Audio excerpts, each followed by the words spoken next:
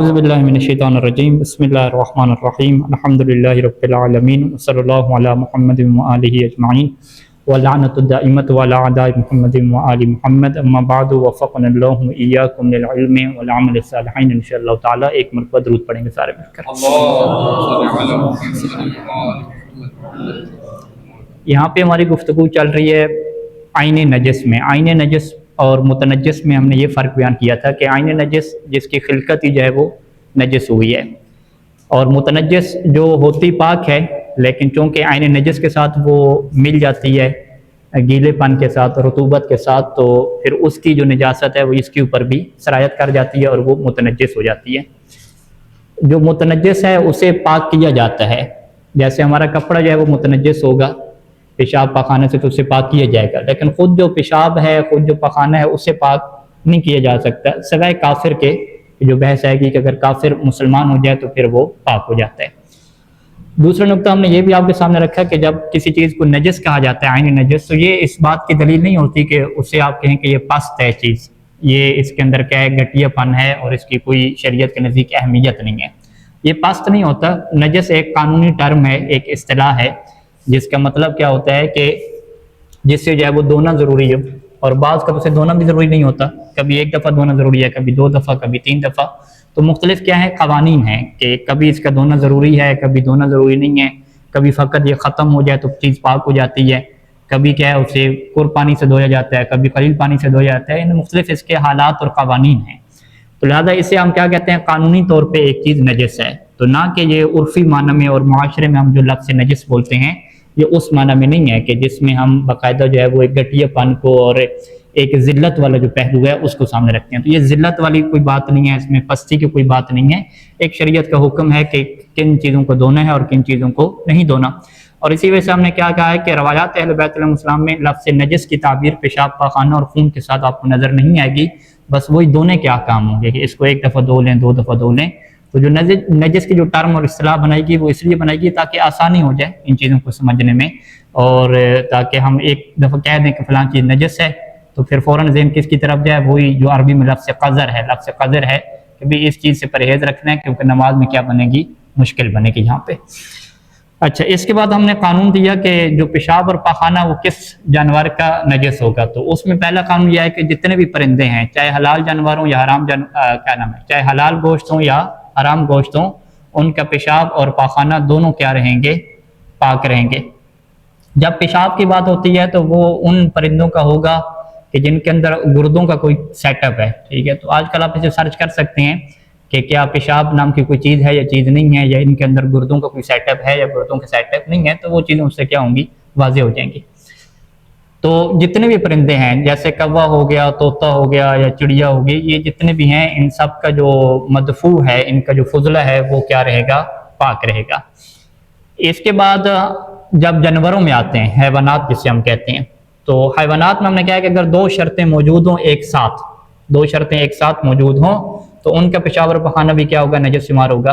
पहली शर्त किसे कहते हैं कि उसका दम लहू नफ्सुन साइलतुन, कि नफ्स साइला रखता हो, जिसका मतलब क्या है कि खून जहिंदा रखता हो, कि उसे काटें तो खून उछल के निकलता हो। और दूसरी शर्त क्या है कि वो मुहर्रमुल अक्ल यानी हराम गोश्त जानवर हो। तो ये 2 शर्तें जब इकट्ठी पाई जाएंगी तो फिर क्या हुक्म लगेगा कि इसका पेशाब और पखाना नजस है।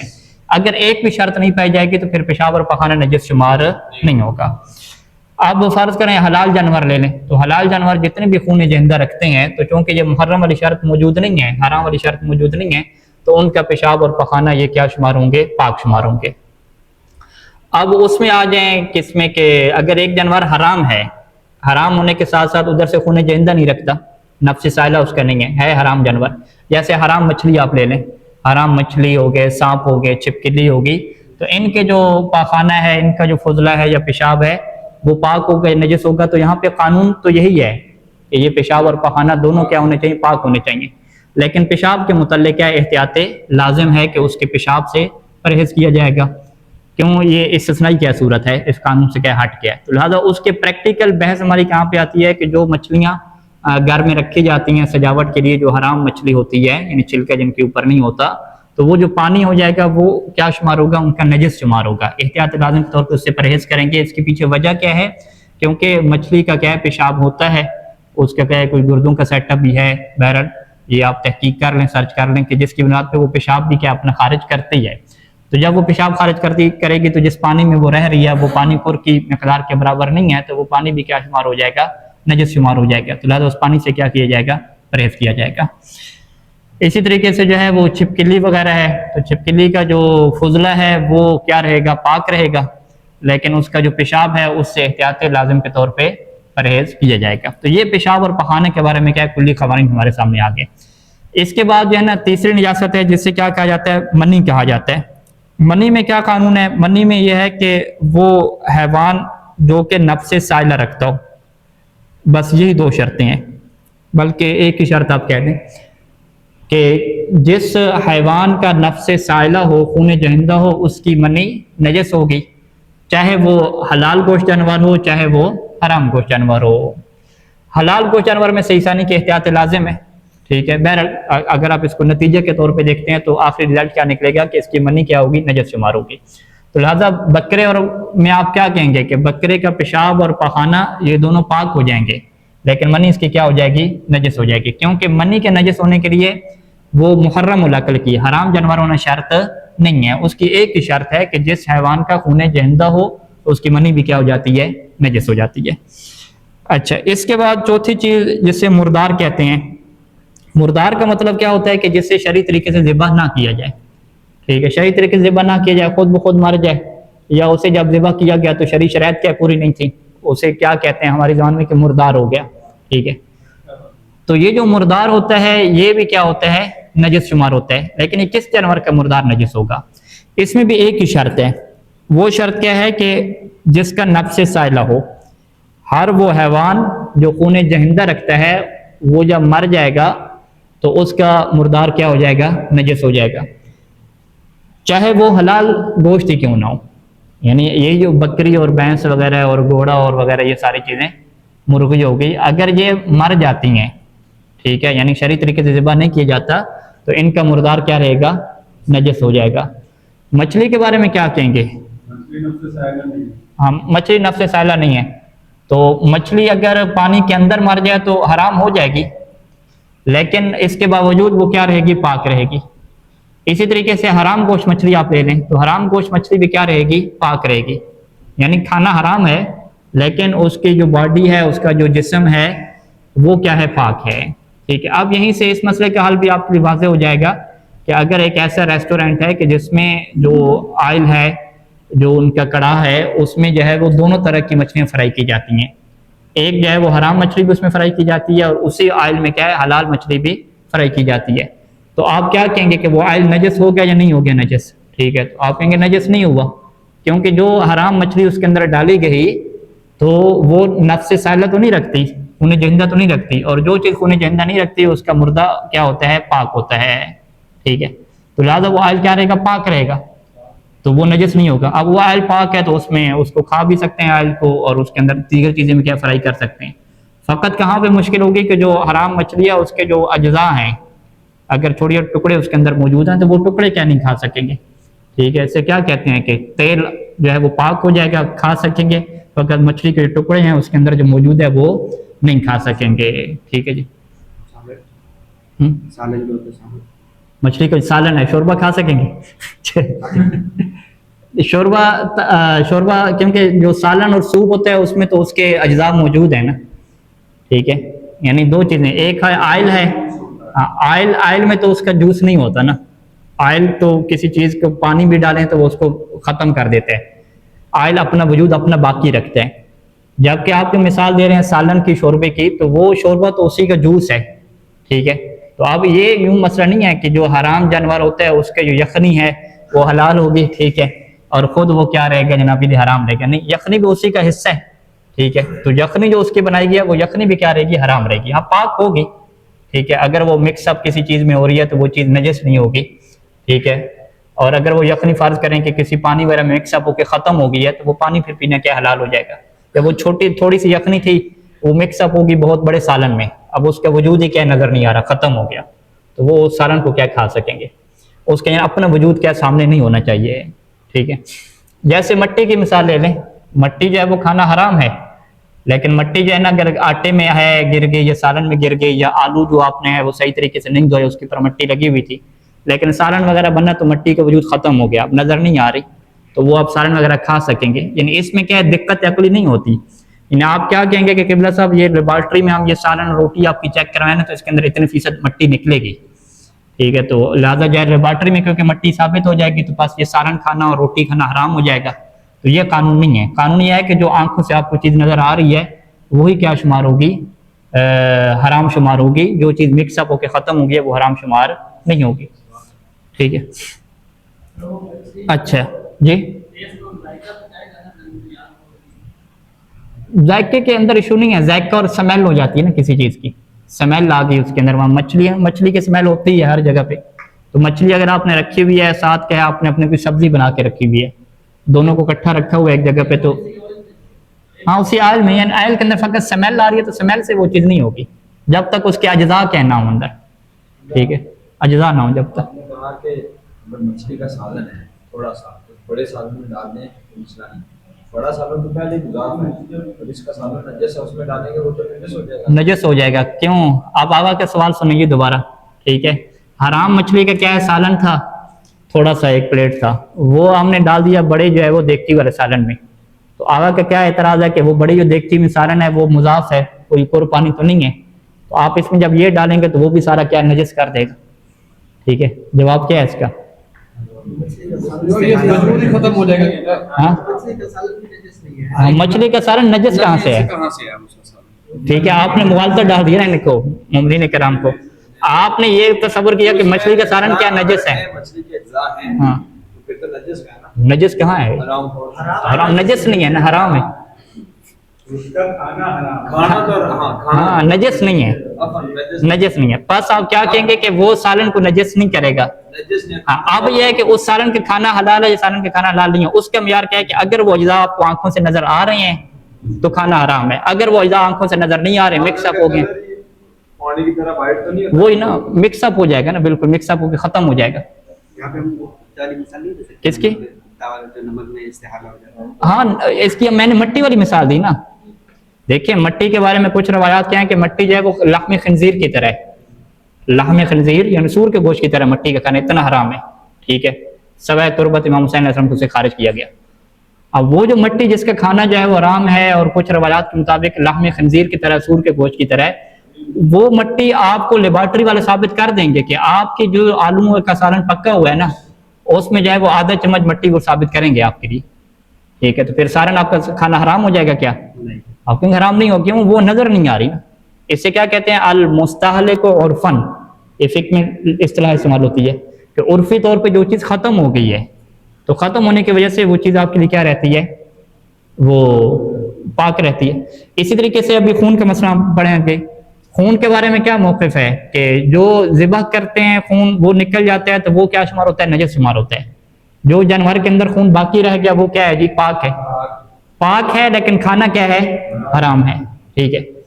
अब आप कहते हैं भाई गोश्त हम जो है वो पका रहे हैं, खून तो उसके अंदर है, आप कहेंगे पका लो भाई वो ख़त्म हो जाएगा, ठीक है। अब पकाएंगे तो ख़त्म हो जाएगा, ठीक है। रवायात में है कि ताकुलुहुन नार, कि खून को क्या है, आग खा जाती है, ठीक है। इमाम ने फरमाया खून को आग ही खा जाती है। तो अब आप क्या आप कहेंगे भाई ये क्या, ये आग कैसे खा गई, वो तो अंदर होगा, मिक्सअप हो गया, ठीक है, टेस्ट भी बना उसकी वजह से, ठीक है, फर्ज करें। लेकिन आप कहेंगे भी वो नजर नहीं आ रहा ना, मैं नजर नहीं आ रहा तो लिहाजा उसको खाना क्या, हम खून तो नहीं खा रहे, खत्म हो गया, ठीक है, वाज़ेह। तो ये हर कानून है हराम के बारे में। तो हराम का कानून और है और नजस का कानून और है, ठीक है। हमारी सोशल मीडिया पे बहस होती थी तो वो एक बंदे ने क्या कहा कि सैयद सिस्तानी ने चर्स को जो है वो हलाल लिखा है। मैंने कहा हलाल किस में कहाँ पे लिखा है? तो वो रहबर मुअज़्ज़म शहीद का जो फतवा था उन्होंने बता दिया अफयून चर्स वगैरह सारी पाक है ना, तो उसने वो निकाल के दिया, देखो जी लिखा हुआ है कि चर्स अफयून ये सारी पाक है। कहते देखो हलाल लिखा या नहीं लिखा? मैंने कहा पाक लिखा है। कहते हैं वो पाक मतलब हलाल हो गया ना, ठीक है। तो मैंने कहा बिल्ली क्या है, पाक है, बिल्ली पाक है, तो बिल्ली पाक लिखती तो हलाल होगी क्या? मट्टी पाक है, पाक होगी तो क्या हलाल होगी? तो पाक और हलाल में क्या रहता है, फर्क रहता है। तो ये बाज़ का अवाम क्या फर्क नहीं कर पाती। तो जैसे आप मजमे में कहेंगे ना कि चर्स पाक है तो बहुत सारे लोग कहेंगे अच्छा जी फिर क्या हो गई, हलाल हो गई, ठीक है। हलाल क्या लगे, आपने बात नहीं की है, आपने बात क्या कि पाक की है ना, अगर वो आपके हाथ पे लगती है तो हाथ आपका नजस नहीं होगा, ठीक है, ये है, नमाज उससे हो जाएगी, नमाज बातिल उससे नहीं होगी। वाज़ेह।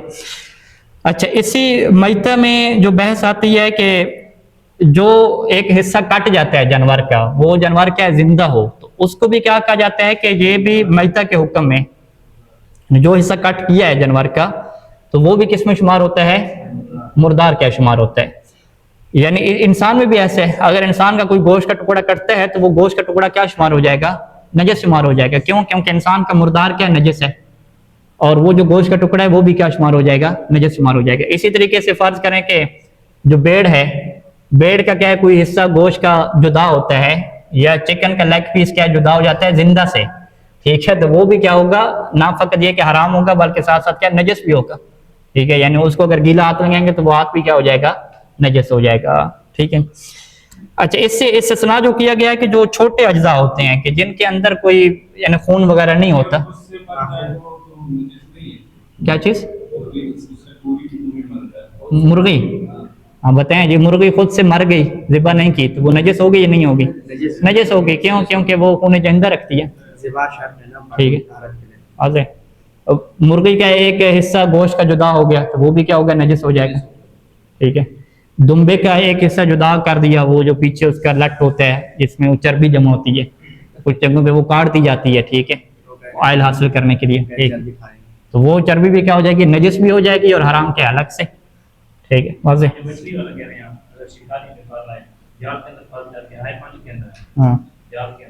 हाँ ऐसे ही है, यानी मछली जो है ना पानी के अंदर थी और उसका एक टुकड़ा क्या है अंदर से क्या काट के निकाला, मछली जिंदा रही है, एक हिस्सा काट के आधा क्या निकाल लिया उसका, तो वो भी आधा जो टुकड़ा है वो भी क्या रहेगा, नजस या पाक? पाक रहेगा ना, क्योंकि मछली नहीं, क्योंकि जिंदा नहीं, क्योंकि मछली क्या है खून जिंदा नहीं रखती। हाँ, लेकिन हलाल होगा, हलाल नहीं होगा तो हलाल की शर्त पूरी नहीं है। हलाल की शर्त क्या है कि पानी से बाहर आके क्या मरे, पानी से बाहर आके क्या उसके हिस्से काटें आप। ठीक है, वो शर्त अलग से। अच्छा, तो छोटे जुदा जो जिस्म से जुदा होते हैं, जैसे होंठों का क्या है एक टुकड़ा छोटा छोटा क्या अलग कर दिया। ठीक है, नाखूनों में तो वैसे जान नहीं, वो तो पाक है। यानी मुर्दार के कौन से अज़ा पाक होते हैं जिसके अंदर ये कहते हैं कि जान नहीं होती? ये बाल हो गए, नाखून हो गए, दांत हो गया, ठीक है, ये सारी चीजें क्या रहती हैं, सींग हो गया, ये पाक रहती हैं। ठीक है, तो जो होंठों के ऊपर से जो चमड़ा एक उतार रहे हैं या खारिज करके जो छोटी सी चीज उतर रही है जिल्द की, तो वो जिल्द क्या रहती है, वो पाक रहती है, उससे क्या नजस शुमार नहीं करते। ठीक है, इसकी क्या मिसालें दी गई हैं। अच्छा, इसके बाद जो है ना हमारे पास, हाँ ये उन्होंने मिसाल दिया कि वज़ा अकरा व समक, यानी छिपकली मर गई है तो छिपकली जो मरी है वो नजस होगी या पाक होगी? पाक होगी। क्यों पाक होगी? क्योंकि वो खून जिंदा नहीं रखती। इसी तरीके से खफाश की उन्होंने मिसाल दी कि जो चमगादड़ है, चमगादड़ भी खून जिंदा नहीं रखती, तो चमगादड़ जो मर जाएगी तो उसके जो मैयत है, लाश जो है, वो भी क्या शुमार होगी, पाक शुमार होगी। क्या चीज? जिंदा तो पाक है ना। अच्छा अच्छा, ये सवाल आपके नफ्सियात के सवाल हैं, ठीक कि नहीं है? हम मुआशरे के नफ्सियात के सवाल हैं कि वो, हाँ वो क्यों नहीं उसको पकड़ सकते छिपकली को? ठीक है, अच्छा अच्छा। इसके बाद आ जाए खून का। खून का हमारे पास क्या कानून है कि खून किस जानवर का नजस होगा? उसमें भी खून फकत कानून क्या दिया, जो नफ्से साइला रखता हो। ठीक है, यानी 5 निजासात अभी हमने की ना, फकत पेशाब और पाखाना में क्या है, 2 शर्त रही है हैवान की, एक क्या है वो हराम गोश्त हो और साथ क्या है खून जिंदा हो। बाकी जो 3 हमने पढ़े, मनी, मुर्दार और खून, इन तीनों में फकत नफ्स साइला शर्त है।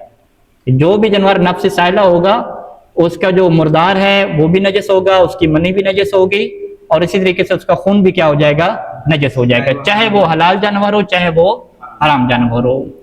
हलाल जानवर का इस्तिस्ना हमारे पास क्या है कि अगर इसे शरई तरीके से ज़िबा किया जाए तो फकत वो वाला खून नजस होगा कि जो गर्दन से बाहर निकलेगा। ठीक है, जो खून ज़िबा करते वक्त बाहर निकल रहा है, छुरी के ऊपर लग रहा है, वो क्या रहेगा, नजस रहेगा। लेकिन बाहर पूरे तरीके से जब निकल जाएगा तो उसके अंदर जो बाकी बचेगा वो क्या रहेगा, पाक रहेगा। ठीक है, हाँ, मुर्गी जब ज़िबा करते हैं तो वो जो पड़ी होती है उसका जो टोकरा वगैरह रखते हैं, उसके अंदर जो मुर्गी को फेंक देते हैं, वो जो सारा खून है वो क्या करती है, मुर्गी को नजस कर देती है, यानी मुर्गी को गोश्त नजस हो जाता है।